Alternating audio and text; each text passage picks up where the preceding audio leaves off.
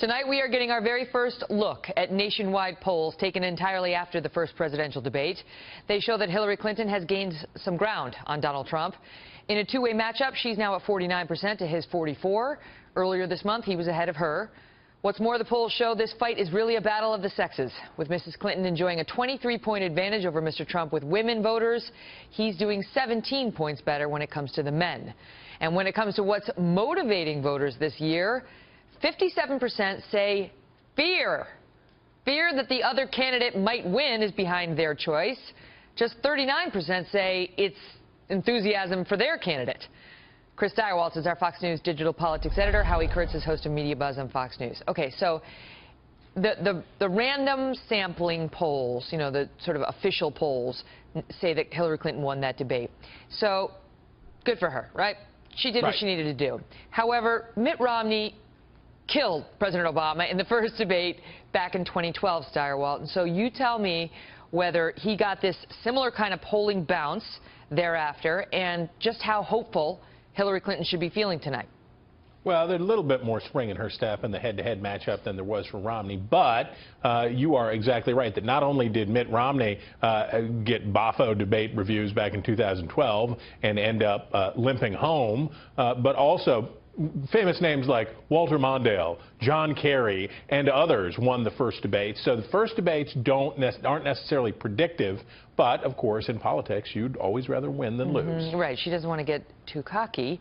And the thing is, Howie, of course, Trump, as we've seen from the beginning, his biggest impediment toward maintaining any momentum he gets going is himself and his thumbs at like 3 in the morning and 5 in the morning as he continues to, you know, fight these just petty battles that he doesn't need to be fighting. I've been thinking about it all day, not since 3 a.m., but for many hours, and I can't understand what Trump thinks he's getting out of 3 a.m. tweet attacks on a former Miss Universe that nobody had ever heard of. When you look at this poll, look, none of us are shocked that Hillary got a small bump since she did better in that debate, but in most people's estimation. But there's one number there that really jumped out at me. 67% in this Fox News survey say she has the temperament to be president. 37% say Donald Trump has the temperament to be president. That's something that Trump has to find a way to change. But you're right. The pundits are all saying, oh, this was such a complete and utter disaster, this debate for Donald Trump. The race is still tight. Much of the country disagrees. He, you know, on the fight with the Miss Universe, Chris, he could have come out and said, look, I was running the Miss Universe pageant. I wasn't running for president, right? I was a colorful character. You know this about me. I kind of still am. I don't speak the Queen's English. I haven't always said the perfect stuff. But in the midst of saying all this bad stuff about her, I said some other stuff that was kind of nice. You know, she could have been fired. I talked about how I, too, like to eat. Like, if you're going to get hung up on one person, maybe it shouldn't be this person. But he can't let it go. 5 days. 5 days. This campaign has wasted on this issue because it is one that you know the press is going to go for. It's got sex, it's got obesity, it's got Donald Trump. It's a whole segment of The View all in just one whole story.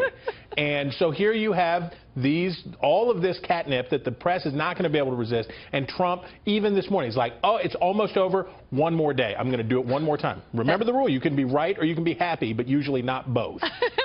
Yes, because when Hollywood is trying to titillate us into going to see a movie, that's what they say. It's got obesity. And fatness. Yeah. Oh, I'll be there. Howie, just another word on these polls. So she did get a big bump as a result of that.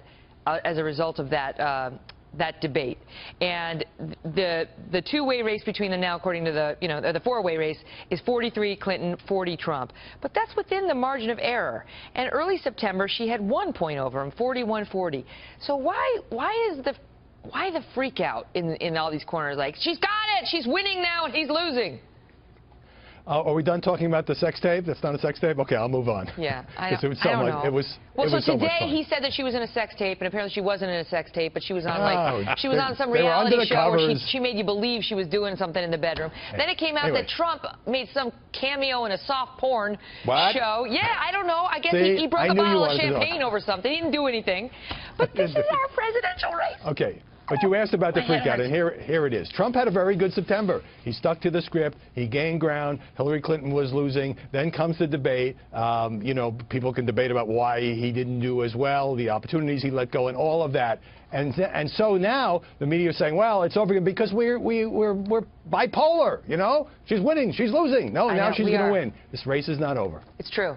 And with all due respect, the most bipolar of all has been Nate Silver, who was such a rock star in 2012. And then then we got here. I was like, oh, Nate Silver says this. Oh no, he says exactly the opposite. Oh, he's back to this. Oh, he's exactly the opposite. My head hurts, Nate. My head hurts. I gotta go. Bye. He's super smart, but he made some mistakes. Great to see you both.